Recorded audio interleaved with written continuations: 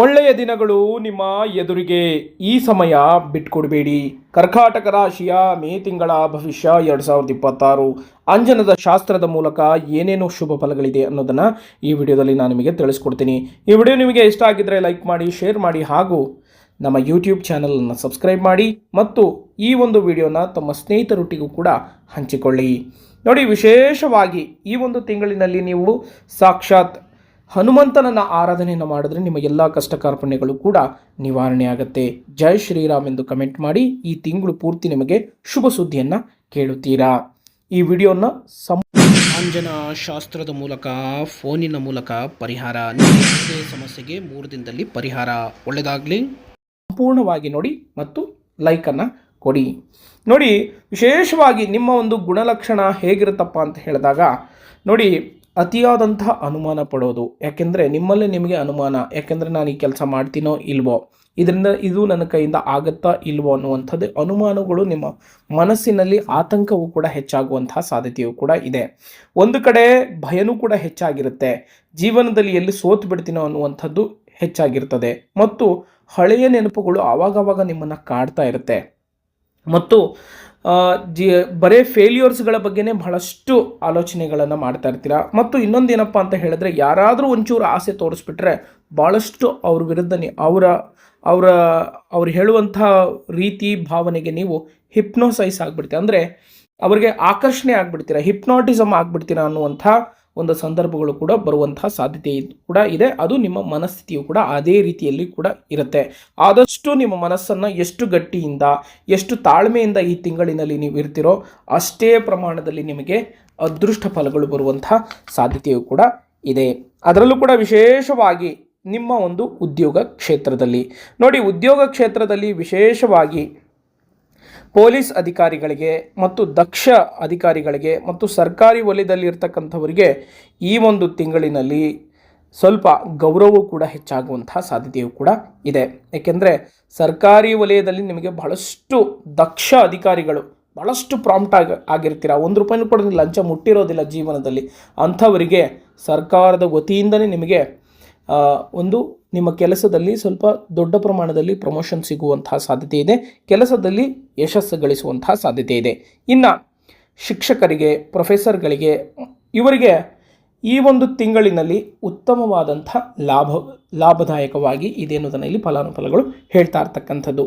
ನಾನಾ ಬೇರೆ ಮೂಲಗಳಿಂದ ನಿಮಗೆ ಸ್ವಲ್ಪ ಅಭಿವೃದ್ಧಿ ಆಗುವಂತಹ ಸಾಧ್ಯತೆ, ಅಂದರೆ ಬೇರೆ ಮೂಲಗಳಿಂದ ನಿಮಗೆ ಆದಾಯ ಬರುವಂತಹ ಸಾಧ್ಯತೆಯೂ ಕೂಡ ಇದೆ. ನೀವು ಒಟ್ಟಾರೆಯಾಗಿ ನಿಮ್ಮ ಒಂದು ಉದ್ಯೋಗ ಕ್ಷೇತ್ರದಲ್ಲಿ ನೋಡಿದಾಗ ವಿಶೇಷವಾಗಿ ಕಠಿಣ ಪರಿಶ್ರಮವನ್ನು ಹಾಕುವಂಥ ವ್ಯಕ್ತಿಗಳಿಗೆ ಸಾಕಷ್ಟು ರೀತಿಯಾದಂಥ ಲಾಭವಿದೆ. ನಿಮ್ಮ ಕೆಲಸದಲ್ಲಿ ಒಂದು ಒಳ್ಳೆಯ ಬೆಂಬಲವೂ ಕೂಡ ಸಿಗುವಂಥ ಸಾಧ್ಯತೆ ಇದೆ. ಸುತ್ತಲೂ ಇರತಕ್ಕಂಥ ವ್ಯಕ್ತಿಗಳು ನಿಮಗೆ ಬೆಂಬಲವಾಗಿ ನಿಂತುಕೊಳ್ತಾರೆ. ಹಾಗಾಗಿ ನಿಮ್ಮ ಕೆಲಸದಲ್ಲಿ ಈ ಒಂದು ತಿಂಗಳಿನಲ್ಲಿ ಉತ್ತಮವಾದಂಥ ಸಮಯ.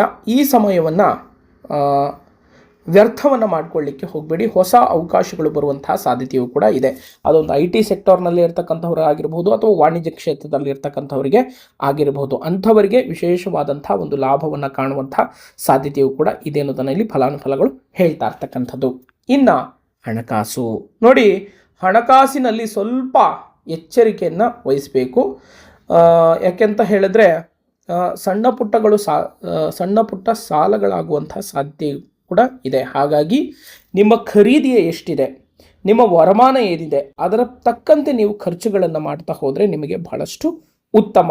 ಇಲ್ಲದಿದ್ದರೆ ಒಂದು ಬಟ್ಟೆ ತೊಗೊಳ್ಳೋಕ್ಕೂ EMI ಹಾಕ್ಕೊಂಡು ಹೋದರೆ ಅಥವಾ ಒಂದು ಏನೇ ಒಂದು ವಸ್ತುಗಳನ್ನು ತೆಗೆದುಕೊಂಡು ಹೋಗಬೇಕಾದ್ರೂ ಕೂಡ ಬರೀ EMIಗಳನ್ನ ಹಾಕ್ಕೊಂಡು ಕೂತ್ಕೊಂಡ್ರೆ ನಿಮಗೆ ಈ ತಿಂಗಳು ಪೂರ್ತಿ ನಷ್ಟ ಆಗುವಂಥ ಸಾಧ್ಯತೆಯೂ ಕೂಡ ಇದೆ. ಆದಷ್ಟು ನಿಮ್ಮ ಖರ್ಚುಗಳನ್ನು, ನಿಮ್ಮ ಖರೀದಿಗಳನ್ನು ಆದಷ್ಟು ಸ್ವಲ್ಪ ಕಡಿಮೆ ಮಾಡುವುದು ಉತ್ತಮ ಅನ್ನೋದನ್ನು ಇಲ್ಲಿ ಫಲಾನುಫಲಗಳು ಹೇಳ್ತಾ ಇರ್ತಕ್ಕಂಥದ್ದು.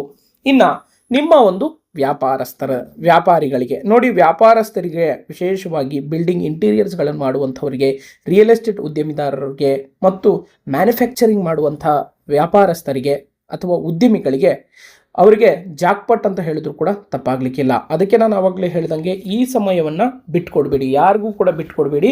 ಯಾಕೆ ಅಂತ ಹೇಳಿದ್ರೆ ನಿಮಗೆ ಬಂದಂತಹ ಒಂದು ಕೆಲಸವನ್ನು ಇನ್ನೊಬ್ಬರಿಗೆ ನೀವು ರೆಫರೆನ್ಸನ್ನು ಕೊಡಲಿಕ್ಕೆ ಹೋಗಬೇಡಿ. ಅದು ಕೊಟ್ಟರೆ ನಿಮಗೆ ಭಾಳಷ್ಟು ರೀತಿಯಾದಂಥ ನಷ್ಟ ಅನುಭವಿಸುವಂತಹ ಸಾಧ್ಯತೆಯೂ ಕೂಡ ಇದೆ. ಅದರಲ್ಲೂ ಕೂಡ ವಿಶೇಷವಾಗಿ ಸ್ಮಾಲ್ ಸ್ಕೇಲ್ ಇಂಡಸ್ಟ್ರಿಗಳನ್ನು ಮಾಡುವಂಥ ವ್ಯಕ್ತಿಗಳಿಗೆ, ಓಕೆನಾ, ಸಣ್ಣ ಪುಟ್ಟ ರೀತಿಯಾದಂಥ ಒಂದು ಲೇತ್ ಮಿಷಿನ್ಸ್ ಆಗಿರಬಹುದು ಅಥವಾ ಒಂದು CNC ಮಿಷಿನ್ಸ್ಗಳನ್ನು ಇಟ್ಟಿರ್ತೀರಾ, ಯಾವುದೋ ಒಂದು ಕಬ್ಬಿಣಕ್ಕೆ ಸಂಬಂಧಪಟ್ಟಂತಹ ಒಂದು ಸಣ್ಣ ಪುಟ್ಟ ಉದ್ಯಮವನ್ನು ನಡೆಸ್ತಾ ಇರ್ತಕ್ಕಂಥವರು, ಅಂಥವರಿಗೆ ಜಾಕ್ಪಟ್ ಹೊಡೆಯುವಂತಹ ಸಾಧ್ಯತೆಯೂ ಕೂಡ ಇದೆ.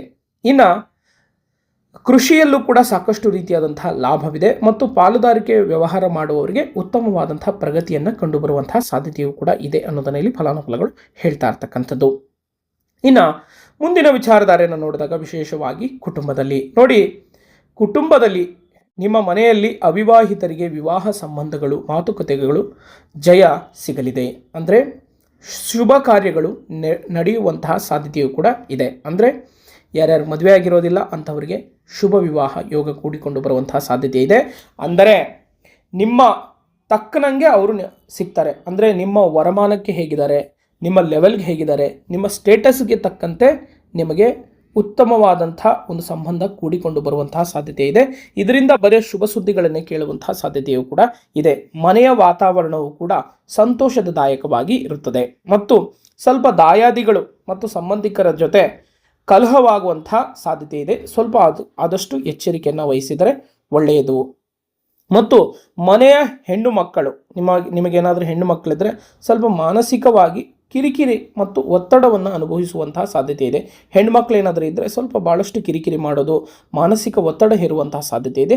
ಆದಷ್ಟು ಮನೆಯ ಹೆಣ್ಣು ಮಕ್ಕಳ ಮೇಲೆ ಆದಷ್ಟು ಸ್ವಲ್ಪ ಅವರ ಬಗ್ಗೆ ಕೇರ್ ಮಾಡಿ, ಅವರ ಕಷ್ಟಗಳ ಏನು ಅನ್ನೋದನ್ನು ಕೇಳಲಿಕ್ಕೆ ಪ್ರಯತ್ನವನ್ನು ಪಟ್ಟರೆ ನಿಮಗೆ ಬಹಳಷ್ಟು ಶುಭ ಅನ್ನೋದನ್ನು ಇಲ್ಲಿ ಫಲಾನುಫಲಗಳು ಹೇಳ್ತಾ ಇರ್ತಕ್ಕಂಥದ್ದು.